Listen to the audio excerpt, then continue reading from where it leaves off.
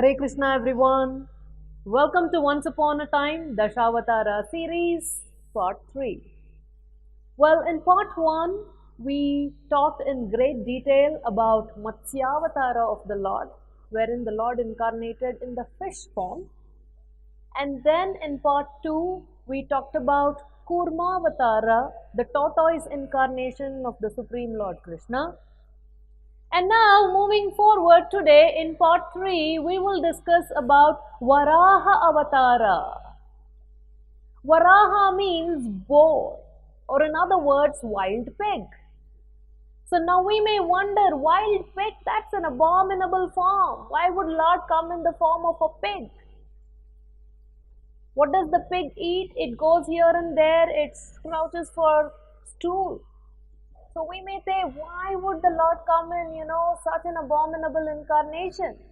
Well, while the living entities are forced by the material nature to take birth in different species, ant, elephant, Brahma, Indra, Chandra, Indragopa, frog, tortoise, tiger, lion, human, worm in the stool.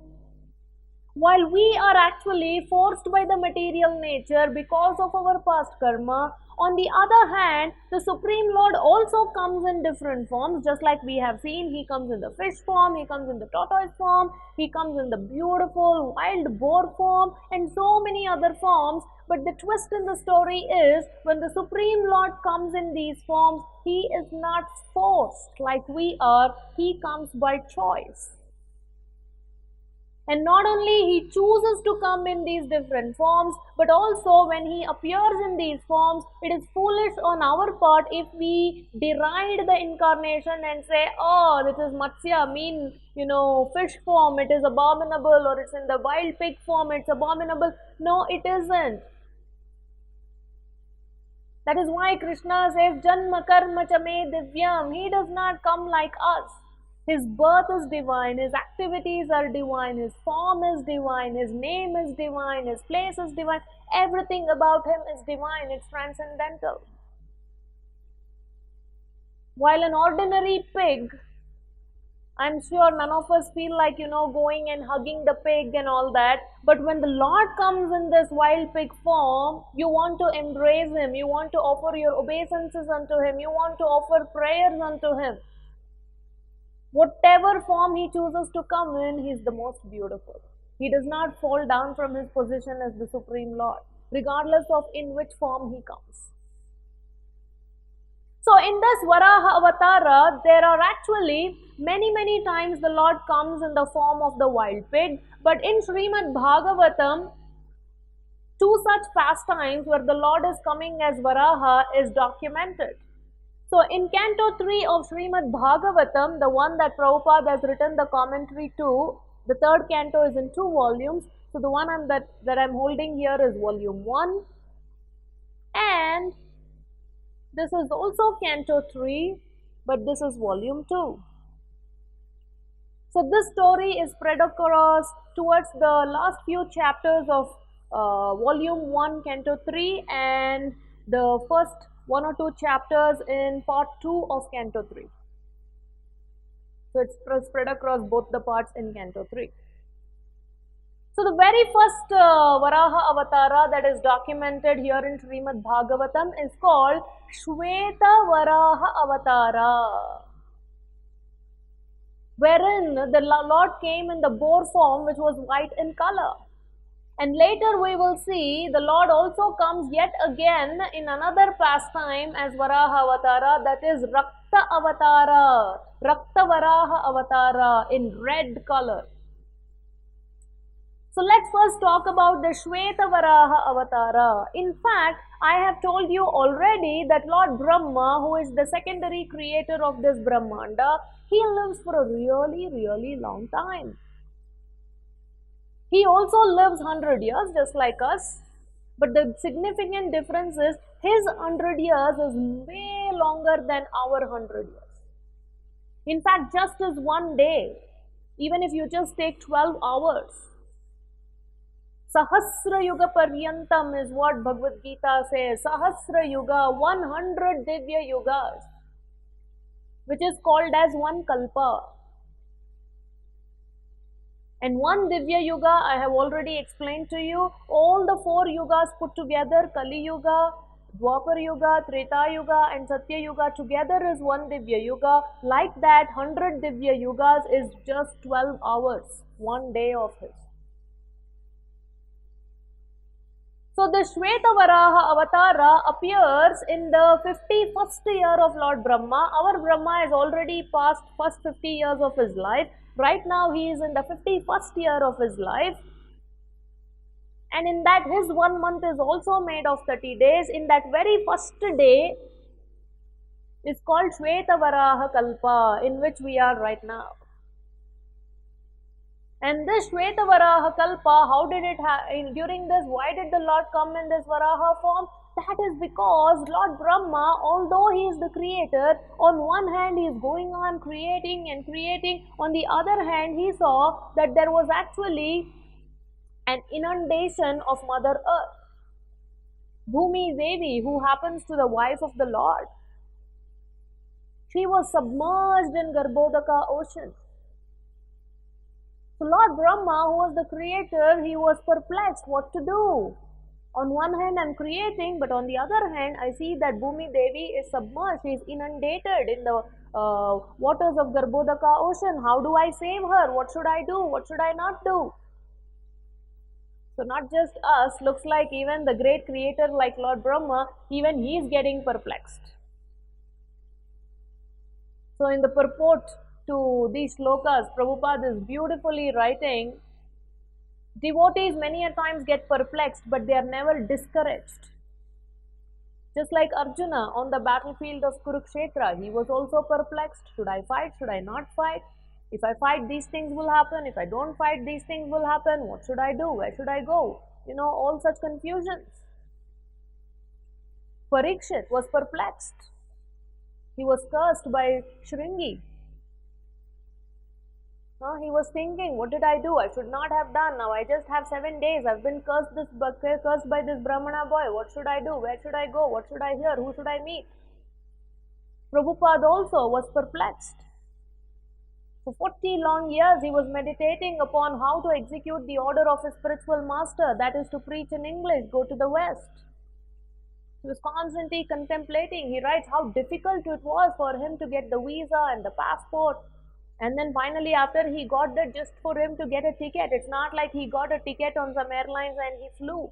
He had to go constantly look for, somebody to sponsor his ticket. And finally, he got this cargo ship ticket by Sumati Morarji. And for that also, he had to take so many appointments with her. He had to wait hours and hours and somehow speak to her. Then she said, Swamiji, you're too old and it's too cold for you there. So somehow he persuaded her. Finally, he got a ticket. He was also perplexed. And in fact, he writes, the moment, after 35 days long journey, after 2 heart attacks on the way, when he landed on Boston, Massachusetts pier, he says, I didn't know if I had to go left or if I had to go right. So he was also perplexed. So many a times devotees no doubt are perplexed. But what is the beauty of the devotees?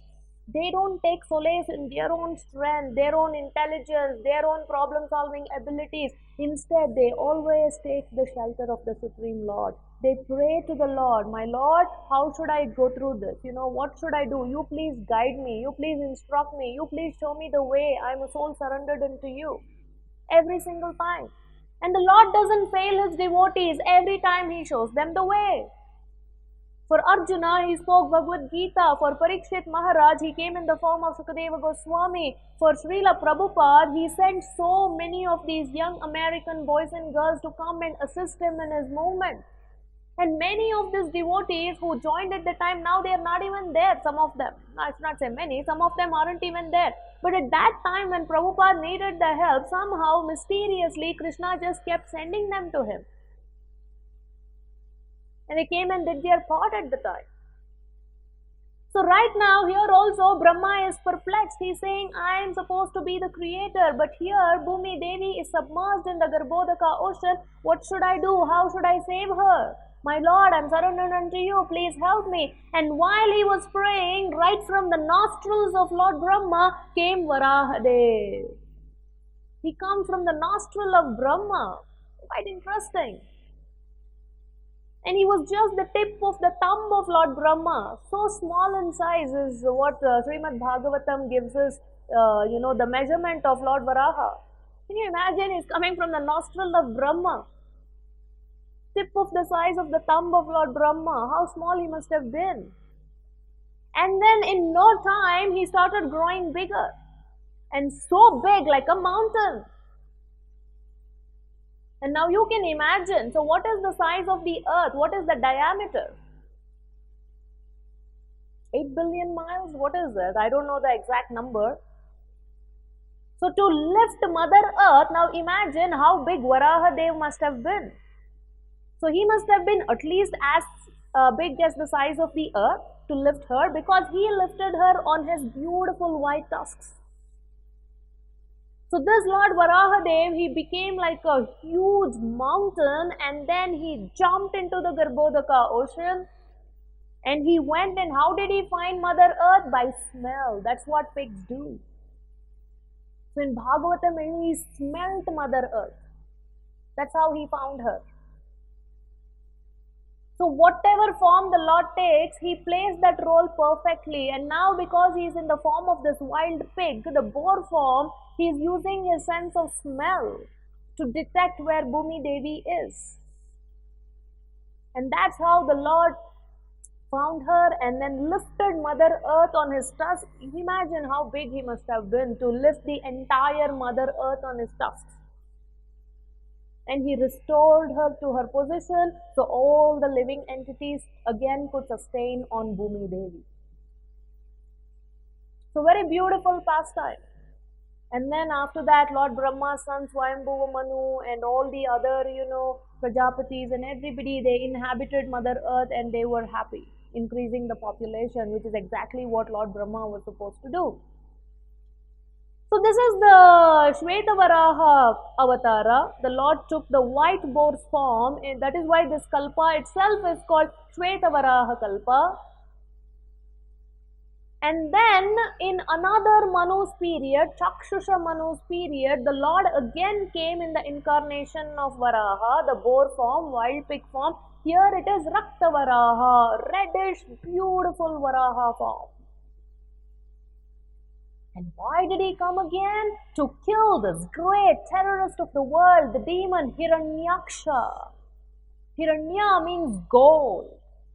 And this Hiranyaksha, the great terrorist, he had mined Mother Earth and looted and exploited so much gold from her mines. She was exploited so much to the extent that she, lost her balance and she fell into the Garbhodaka ocean again. And to the extent that Kali Yuga people are also mining and exploiting Mother Earth, it wouldn't be a surprise if she again had to, fall into the Garbhodaka ocean, causing inundation. So now it is important for us to go a little back in the story and understand who is this Hiranyaksha, how is he so powerful, where does he get his power from? How come even all the demigods were terrorized by this demon? Who is he? Who are his parents? Why did he come? What is his purpose? And what is the end that he is going to meet? How is Lord Varaha, Rakta Varahadev going to kill him? So once upon a time, in the spiritual world, where there are innumerable Vaikunta planets, Vaikunta, Kunta means anxiety, Vaikunta means there is absolutely no anxiety. Very, very beautiful. Everybody is so happy. Everybody is singing the glories of the Lord. From a bee to a cuckoo to a cow to the inhabitants, they're all boarding the spiritual planes and beautifully bedecked. They're all looking, just like Lord Narayana with Sarupya Mukti. Sarupya means they have exactly the form of the Lord. Everywhere there are Chintamani stones, there are Kamadhenu cows, there are Kalpavriksha trees. You want a gulab jamun, you don't have to get MTR gulab jamun mix and mix it and make those round balls and then fry them and put them in the sugar syrup. Nothing. Just go to Kalpavruksha and say, I want gulab jamun tapak, gulab jamun will come and you can relish. Who wouldn't want to be there? So in that Vaikuntha Loka, once upon a time, Lord Brahma's 4 sons called the Chatushkumaras. And what are their names? Sanaka, Sanatana, Sanandana, Sanat Kumara. The 4 Kumaras. Why are they called Kumaras? They don't grow beyond 5 years of age. And why is that? Lord Brahma actually created these 4 boys, his sons, from his mind. And when these 4 Kumaras came, they were born, Lord Brahma said, now you have to help me in increasing the population of Mother Earth. And these Kumaras said, we don't want to get into all this entanglement, get married and have children and having to raise them and all this entanglement, we don't want all this. And Lord Brahma said, but that is against the nature, it's unnatural. Once you grow up and at a certain age, you will develop the desires.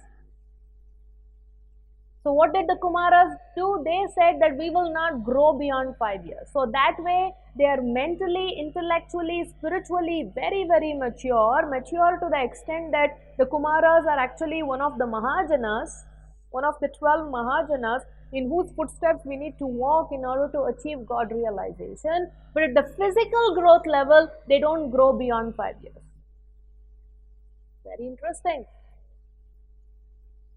So they don't grow beyond 5 years, so they don't even wear any clothes, they're only covered by atmosphere, so they go wherever they want, they're so powerful, they're so self-realized, but they are impersonalists.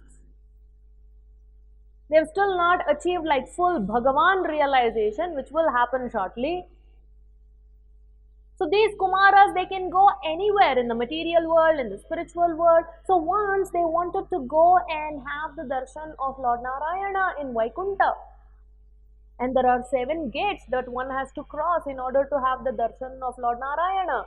So they crossed the first gate, second gate, 6 gates they crossed, and 7th gate also they thought, who is going to stop us? Let us just enter. And immediately Jaya and Vijaya, the 2 gatekeepers of the 7th gate of Vaikuntha Loka, they stopped the Kumaras and said, who are you boys?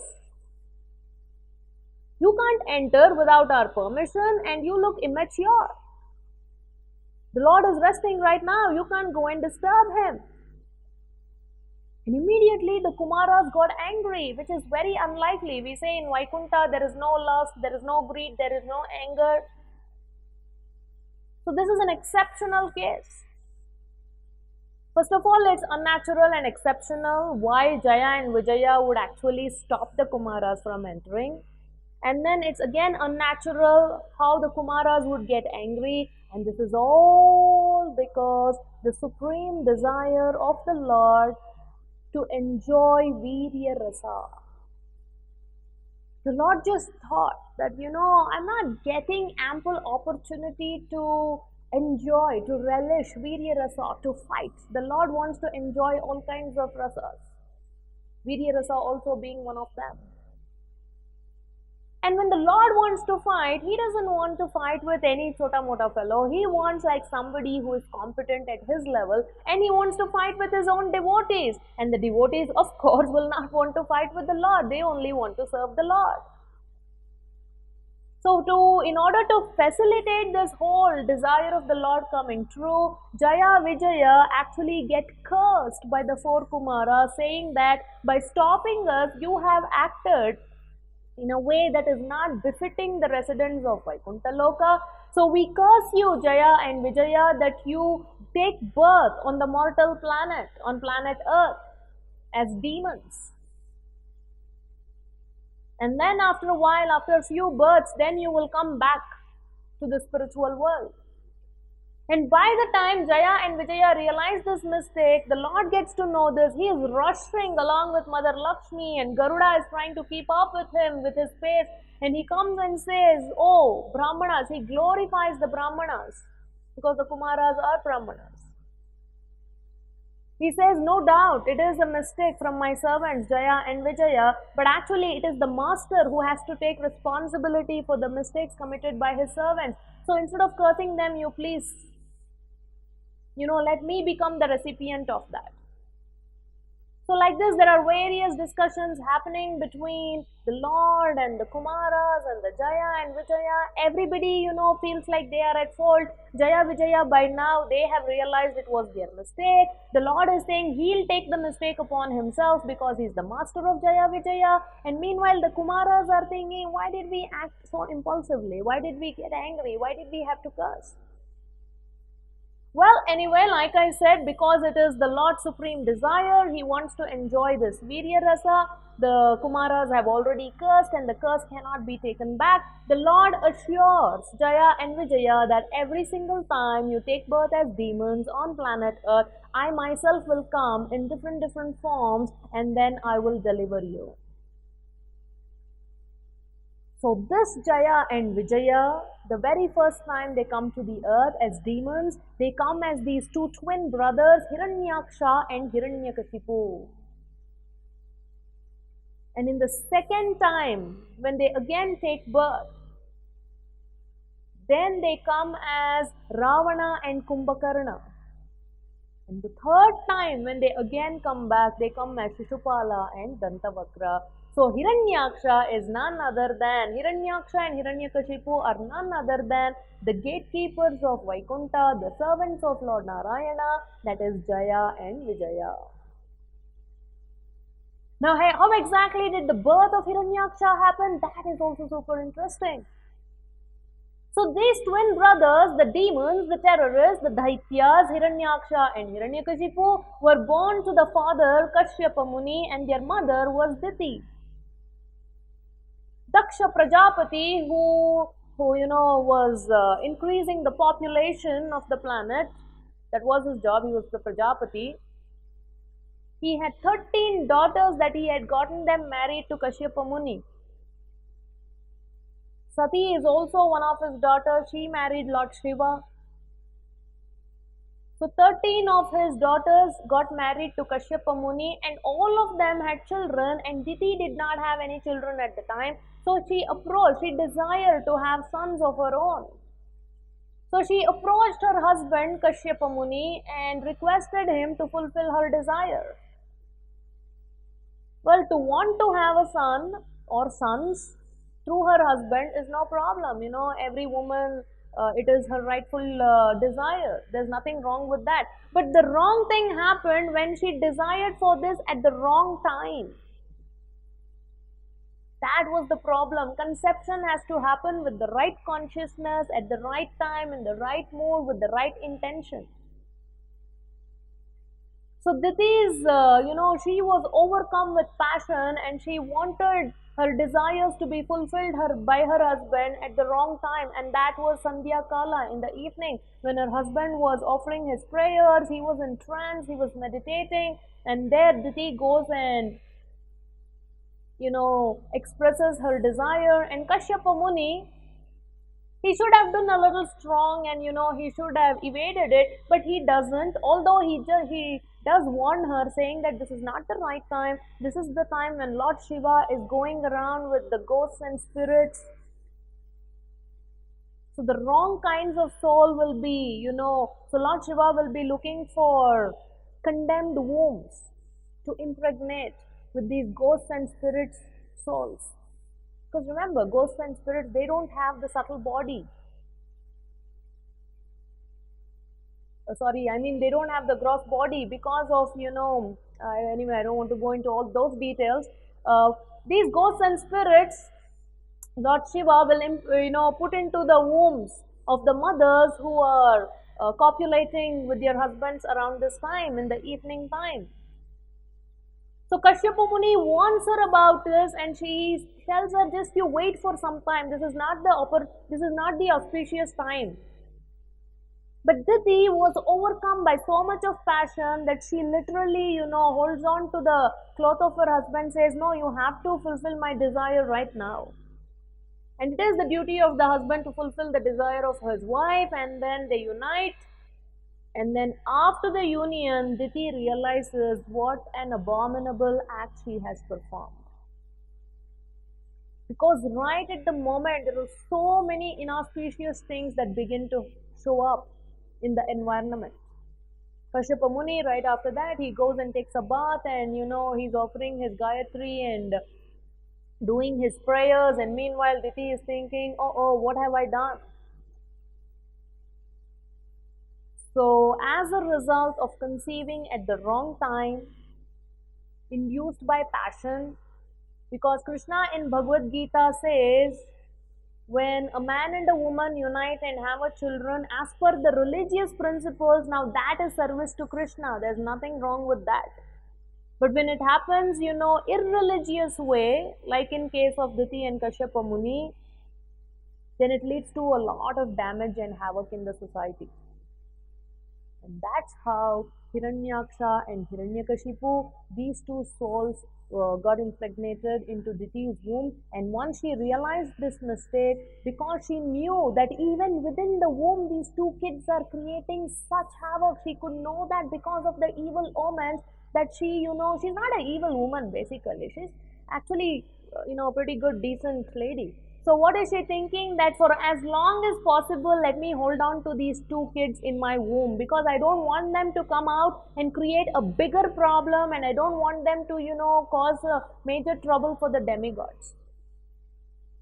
So can you imagine for how many years she held these two kids inside her womb without delivering them? 100 years. Long time. 100 years of pregnancy. And then after that, she could not keep them inside for any long.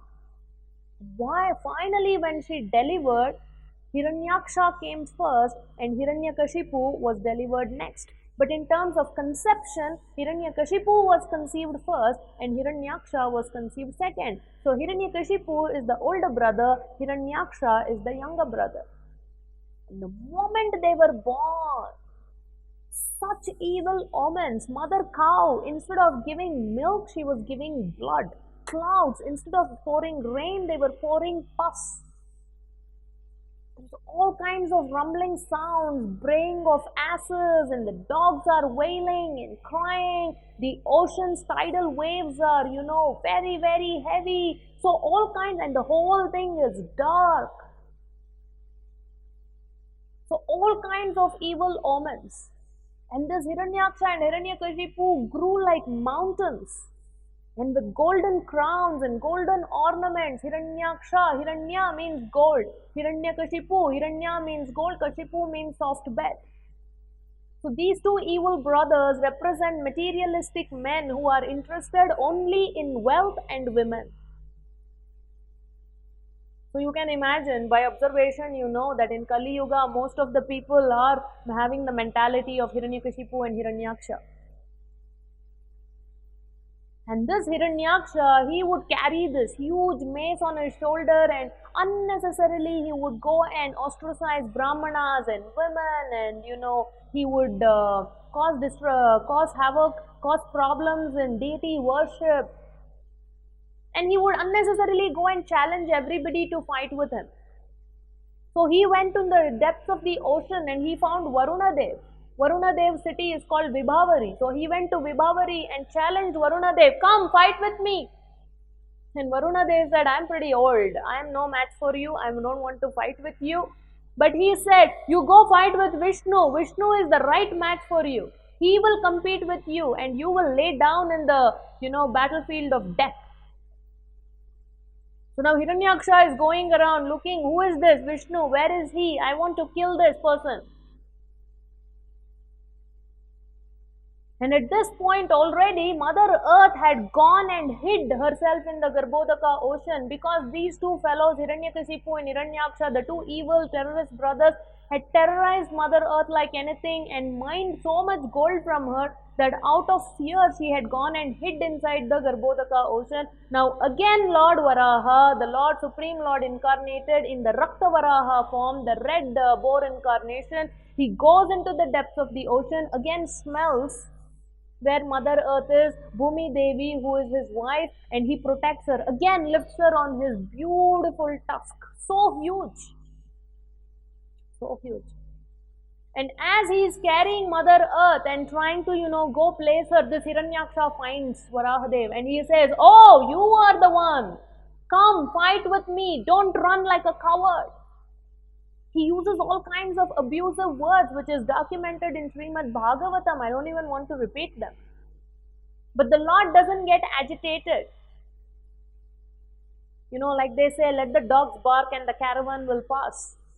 And plus, the Lord was maintaining the etiquette. Like if a gentleman is going with his wife, and if some rogue comes and, chides, he's not going to, get into a tussle with this rogue in front of his wife. What will a gentleman do? First take the wife to the home or a protective place, keep her there, and then come and teach a lesson to this rogue. So that's how Lord Varaha, he takes Mother Earth very safely, because first he has to find a place for her. And he goes and puts her on top of, water body where she is floating. And the Lord, because of his mysterious mystic powers, he invested his own powers into her and made sure that she would not submerge because of law of gravity, but she would float. And once he made sure that she was secure, she was floating on this water body, then he came, and with his mace, there was this huge mace fight between Hiranyaksha on one side and Raktavarahadev on the other side. Blow after blow, the Lord, remember, he wanted to enjoy Virya Rasa and he is relishing it now. Remember, Hiranyaksha is none other than the gatekeeper of Vaikuntha. And then once Lord's mace fell down, of course Lord is very competent, he's just relishing it. And all the devatas who are seeing is like, alas, alas, my Lord, please end this battle soon, please kill this evil terrorist. And the Lord is just relishing, but hearing the pleas of the demigods, then he invokes Sudarshana Chakra, and then this Hiranyaksha, he gave up his mace, and then he lifted a trident and he threw it at the Lord, and Lord's discus, the Sudarshana Chakra, broke the trident into 1,000,000 pieces. 1,000,000 or more, I'm just saying that it was shattered into pieces. So like this, they're going back and forth, fighting, and the mace, he is just fighting, and the Lord gave such a hard blow to Hiranyaksha that his mace fell down, and the Lord said, pick up the mace and come fight with me. And this was such a huge insult for Hiranyaksha, the Lord is telling, pick up your weapon and fight with me again. So like this, they're just going neck to neck, fighting, and finally the Lord just gave a blow below his ear, and that's it. Hiranyaksha was dead. So much of blood. So there goes Hiranyaksha, killed by Raktavarahadev. All glories to the boar incarnation of the Supreme Lord, Jai Varahadev. So very, very beautiful pastime of the Lord. So please remember that the Lord came 2 times. Of course, he's come many times, but 2 times in pastime, 2 pastimes of Varahadev are documented in Srimad Bhagavatam. We've tried to relish it a little bit in this episode. And now, as we always do, let us relish the 3rd verse of Sri Dashavatara Stotra, composed by the very wonderful Jayadeva Goswami. वसति दशन शिखरे केशवा धरणी तव लग्ना केशवा वसति दशन शिखरे केशवा धरणी तव लग्ना शशिनि कलंक कलेवनि मग्ना शशिनि कलंक कलेवनि मग्ना केशवादृता शुकर रूपा केशवादृता शुकर रूपा जय जगदीश हरे केशवा Jaya Jagadisha Hare. So I hope all of you have relished the Varaha incarnation of the Lord. And now what about his brother Hiranyakashipu? He's not going to keep quiet. Well, that's the fourth incarnation coming up in Dashavatara Stotra. So let's see in what magnificent form the Lord is going to come and how is he going to kill Hiranyakashipu. All that and more coming up in the next episode. So stay tuned. If you haven't already subscribed to Aradhana YouTube channel, do that right now. You also relish it and please share the video with everyone you know so they can relish as well. Also, did you know that we also have one exclusive WhatsApp group just for Once Upon a Time storytelling series? So if you want to be added to that group, all you have to do is just send me a message, or I'll also leave the link to the WhatsApp group in the description. Click on that link and you can join. Otherwise, just send me a message to 9632560111. I'll see you in the next episode of Dashavatara series. Until then, take care. Hare Krishna.